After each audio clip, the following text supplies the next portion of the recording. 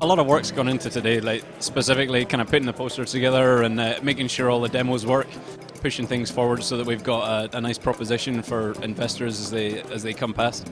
We've been working very hard on business plans and literature to hand out and making contacts with potential people who might be interested in helping us with the business side of our company. We work in a small environment and it's quite difficult to work out who we're talking to and who to judge ourselves against.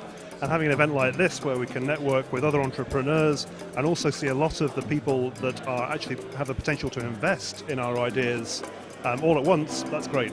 The standard has dramatically increased this year round, so there are some, I would say, equally as good exhibitors to draw the attention of the investors that are present at this event. The networking aspect is really what this is all about. I know in the past I've made crucial introductions that have been critical to our business, and I suspect today will be very much the same for most people who are involved. I think it's really helpful to know more people, yes. Not only the investor, but also the and other partners.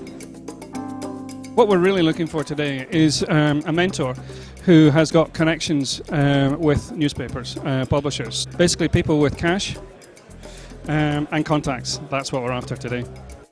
I'm looking for someone who can help us to grow the business and grow with us and has the same ambition as we do.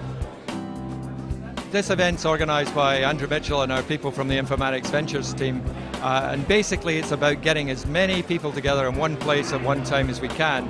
So it's worth people's time to come, take a look, find out what's going on, and hopefully things will happen from that. I think the best thing about today is just to see the wide diversity of companies that are coming from the Prospect programme, both in terms of industries they're playing in and the markets they're trying to sell their products to. So opportunities like the microbial fuel cell that can convert dirty water to clean water is potentially a world-breaking device. I think events like today are great at helping to get some of these embryonic businesses out in front of commercial investors, in front of other senior business people, and to get them a feel for what it's like running a real business as opposed to running a business within inside a university. The Scottish research community is amongst the top 5 measured in terms of both scale and quality in the world. The challenge we have is to create more scale businesses. We need to combine that fantastic research with high quality, driven, ambitious entrepreneurs and sources of finance. So to the VCs who've come today from all over the UK and beyond, a particular welcome to you. This is what I do. This is the area I'm involved in, early stage technology type businesses. So I invest in companies in this area, I get involved in them and so forth. I've actually invested in a company that spun out here in the last year. Informatics, there's a lot going on, there's a lot of really good stuff going on, and it's sometimes difficult to get an overview, and this is a great way to network, get some pitches, meet people, renew acquaintances. It's a great way to do that. It's an opportunity to see, 20 or 30 companies all in an hour or two, what's wrong with that? I think there's a lot of enthusiasm around, a lot of good ideas. I find it very exciting, some of the things that are actually happening. Really just here to see what opportunities there are around to network and to see if there's any deals that we might want to do. We're typically investing between kind of £500,000 to £1 million. It's a good event in terms of getting a sense of some of the emerging companies that are coming out of perhaps largely an academic background, making their first steps in the corporate life, and good to have these companies on our radar, maybe establish relationships and track these companies and their progress over the coming months and see how they develop.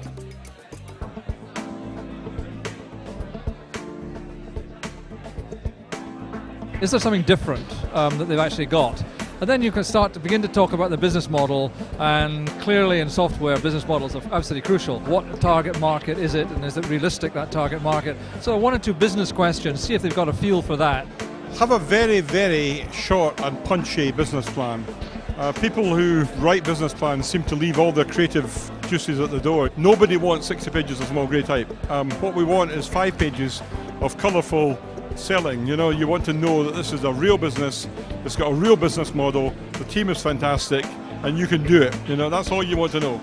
Don't hide it under a bushel. Typically technology entrepreneurs find it hard to sell, and it's talk to people. So just get out there and talk to. It's a contact sport. People are getting better at that now in Scotland. We're great at developing new ideas and new technologies. We now need to get better at exploiting much more in Scotland and building propositions like this into companies of scale in Scotland. There's some very clever people with some, often some very sort of clever technology ideas, IP underpinning them. So I think that is almost sort of universal across the room.